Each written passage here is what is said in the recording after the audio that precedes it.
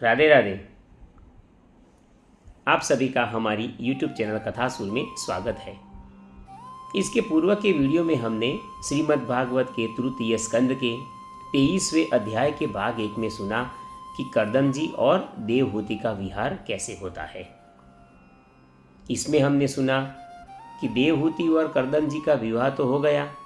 तत्पश्चात देवहूति कई वर्षों तक कर्दम जी की अपने पति की सेवा शुश्रूषा में लगी रही। इसकी सेवा से प्रसन्न होकर कर्दम जी ने जो भगवान की प्रेरणा से करना था, जिसके लिए उन्होंने देवहूति से विवाह किया था, उसका समय अब आ चुका है। इसकी मन में कल्पना की, तभी देवहूति के कहने पर उन्होंने वह कार्य संपन्न करने के लिए उसकी आज्ञा दी और कर्दम जी ने संकल्प करके ही तुरंत ही वहाँ पर एक विमान की रचना की, जो उनकी योग शक्ति से संपन्न हुआ था। उसमें कई प्रकार के भवनों का निर्माण किया गया था। वह विमान तो देवताओं के लिए भी दुर्लभ था। बड़े बड़े भवन थे और उसको देखने के बाद उन्होंने देवहूति को आज्ञा दी कि सरस्वती नदी के जल में तुम प्रवेश करो, जिससे तुम्हारा शरीर कांतिमय हो जाए। तब उनके कहने पर देवहूति ने उस जल में प्रवेश कर दिया। वहाँ पर उसने देखा कि किस प्रकार सहस्त्रों दासियाँ उनके आने के कारण वहाँ पर खड़ी हो गई और हम तो आपकी दासियाँ हैं, हम आपकी क्या सेवा करें, ऐसा देवहूति को कहा। आज हम श्रीमद् भागवत के तृतीय स्कंद के 23वें अध्याय के भाग 2 के बारे में सुनेंगे, जो कर्दम जी और देवहूति के विहार के विषय में ही है। आगे जब वह विमान तो बाहर खड़ा था, यहाँ पर सरस्वती नदी के जल में देवहूति ने प्रवेश कर लिया था। जो दासियाँ थी, वह दासियाँ ने देवहूति को अपने पास अपने साथ आने का अनुरोध किया। यहाँ पर कहते हैं कि विदुर जी तब स्वामिनी को सम्मान देने वाली उन रमणियों ने बहुमूल्य मसालों तथा गंध आदि से मिश्रित जल के द्वारा मनस्विनी देवहूति को स्नान करवाया। फिर उन्होंने बहुत मूल्य के बड़े सुंदर और कांतिमान आभूषण, सर्वगुण संपन्न भोजन और पीने के लिए कई प्रकार के आसव प्रस्तुत किए। अब देवहूति ने दर्पण में अपना प्रतिबिंब देखा तो वह प्रसन्नता से भर गई, क्योंकि उसे मालूम हुआ कि वह भांति भांति के सुगंधित फूलों के हारों से विभूषित हो रही है और स्वच्छ वस्त्र धारण किए हुए है तथा उसका शरीर भी निर्मल और कांतिमान हो गया है तथा उन कन्याओं ने बड़े आदर पूर्वक उसका मांगलिक श्रृंगार किया है। उसे सिर से स्नान करवाया गया है। तत्पश्चात स्नान के अतिरिक्त अंग अंग में सब प्रकार के आभूषण सजाए गए हैं एवं उसके गले में हार, हाथों में कंकण और पैरों में छमछमाते हुए पायजेब जो सोने के हैं वह सुशोभित हो रहे हैं। उनके कमर में सोने की रत्न जड़ित करदनी है। बहुमूल्य मणियों के हार से और अंग अंग में लगे हुए कुमकुम आदि मांगलिक द्रव्यों से उसकी अपूर्व शोभा बन रही है। उसका मुख सुंदर दंतावली, मनोहर भौहें, कमल की कली से स्पर्धा करने वाले प्रेम कटाक्षमय सुंदर नेत्र और नीली अलकावली से बड़ा ही सुंदर जान पड़ता है। ऐसा श्रृंगार उसको किया गया था। इस प्रकार से उसको सजाया गया था कि वह अपने आप को दर्पण में देख के ही इतनी प्रसन्न हो गई। ये प्रसंग सुनकर आगे कहते हैं कि विदुर जी जब देवहूति ने अपने प्रिय पतिदेव का उस समय स्मरण किया तो अपने को सहेलियों के सहित उसने अपने को वहीं पर ही पाया जहाँ पर ऋषि कर्दम जी विराजमान थे, क्योंकि प्रजापति कर्दम जी तो योगनिष्ठ थे।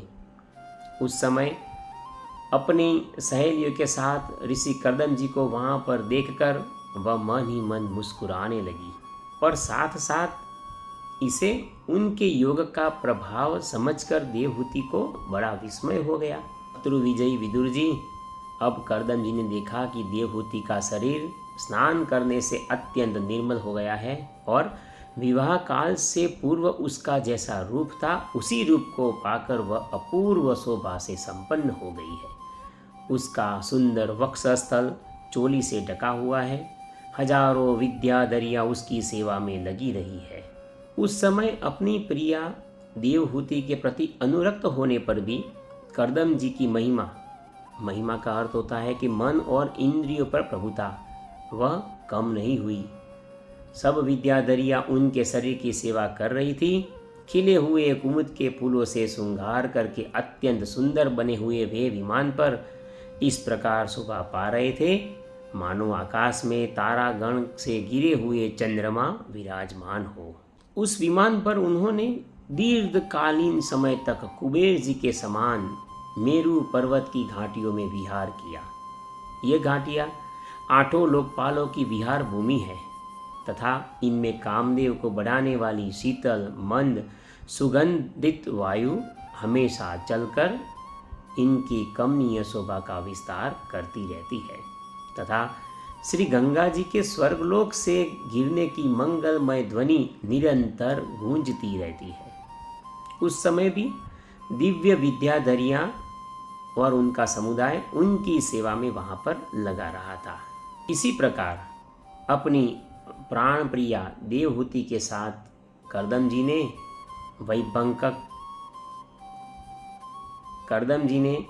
वैश्रम्भक, सुरसन, नंदन, पुष्पभद्र और चैत्ररथ आदि अनेकों देवोद्यानों तथा मानस सरोवर में अनुराग पूर्वक विहार किया। उस कांतिमान और इच्छानुसार चलने वाले श्रेष्ठ विमान पर बैठकर वायु के समान सभी लोकों में विचरते हुए कर्दम जी विमान विहारी देवताओं से भी आगे बढ़ गए, क्योंकि वह विमान तो हम कल्पना करें उससे भी कई आगे की गति से जा रहा था। विदुर जी, जिन्होंने भगवान के भव भयहारी पवित्र पाद पद्मों का आश्रय लिया है, उन धीर पुरुषों के लिए कौन सी वस्तु या शक्ति दुर्लभ है। ठीक ही है, भगवान का जो आश्रय लेते हैं उनके लिए कोई भी वस्तु दुर्लभ नहीं है। इस प्रकार महायोगी कर्दम जी यह सारा भूमंडल जो द्वीप, वर्ष आदि की विचित्र रचना के कारण बड़ा आश्चर्यमय प्रतीत होता है, अपनी प्रिया को दिखाकर अपने आश्रम को लौट आए। फिर उन्होंने अपने को 9 भागों में विभक्त कर दिया और रति सुख के लिए अत्यंत उत्सुक मनुकुमारी देवहूति को आनंदित करते हुए उसके साथ बहुत वर्षों तक विहार किया। किंतु उनका इतना लंबा समय एक मुहूर्त के समान ही बीत गया।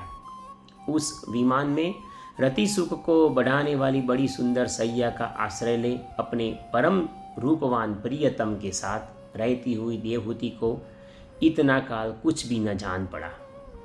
इस प्रकार उस कामासक्त दंपति को अपने योग बल से सैकड़ों वर्षों तक विहार करते हुए भी वह काल बहुत थोड़े समय के समान निकल गया। कर्दम जी तो आत्मज्ञानी थे। वह आत्मज्ञानी कर्दम जी सब प्रकार के संकल्पों को जानते थे।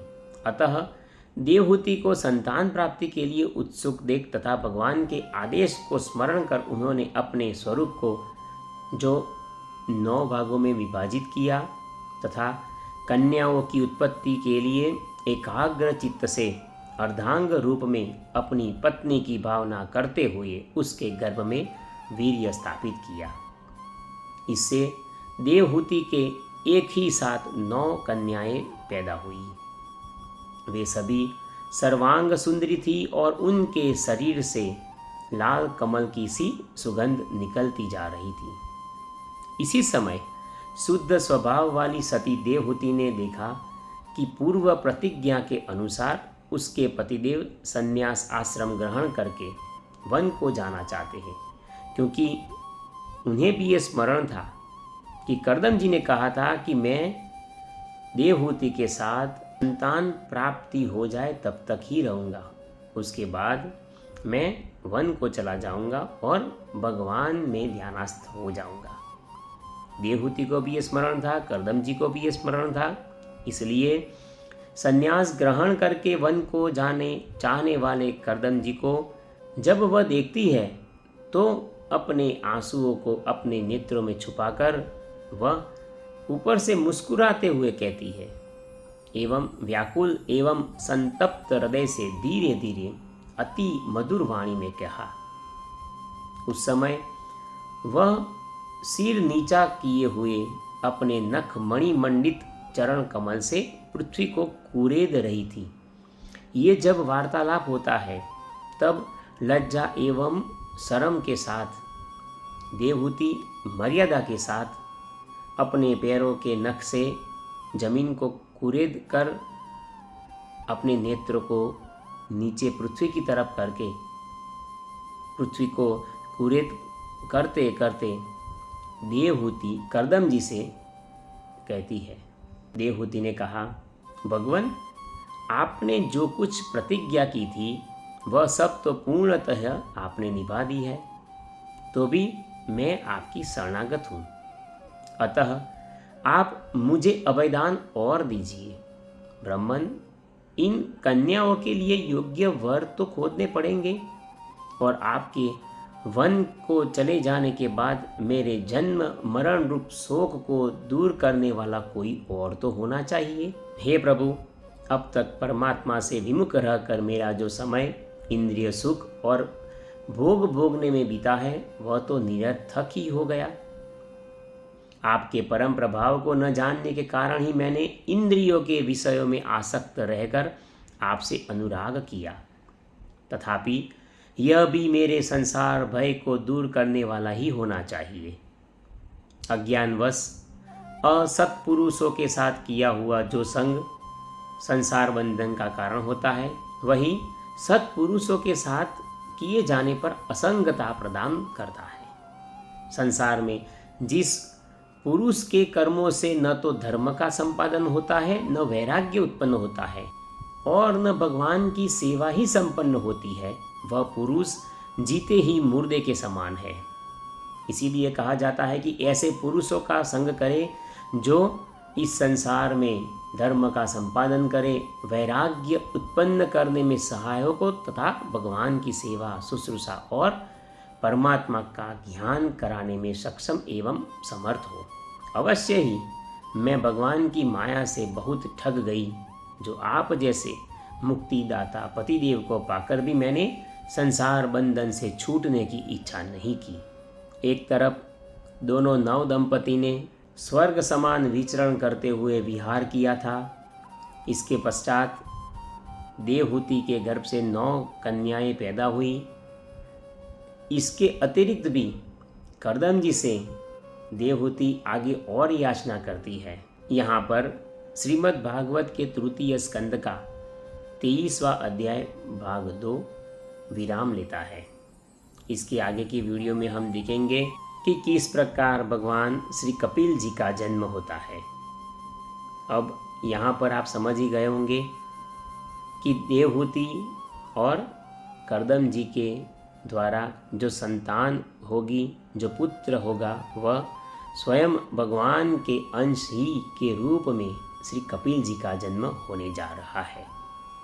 आप सभी से नम्र निवेदन है कि कृपया आप हमारे वीडियो को नियमित रूप से निरंतर सुनते रहिए, क्योंकि श्रीमद् भागवत की जो क्रमिक श्रृंखला है वह हम आपको इस वीडियो के माध्यम से हमारी YouTube चैनल कथासुर के माध्यम से सुनाते हैं, जिससे संपूर्ण श्रीमद् भागवत कथा आपके हृदय तक पहुंच जाएगी। आप सभी से नम्र निवेदन है कि कृपया आप हमारी वीडियो को लाइक कीजिए और हमारी YouTube चैनल कथासुर को सब्सक्राइब कीजिए। राधे राधे।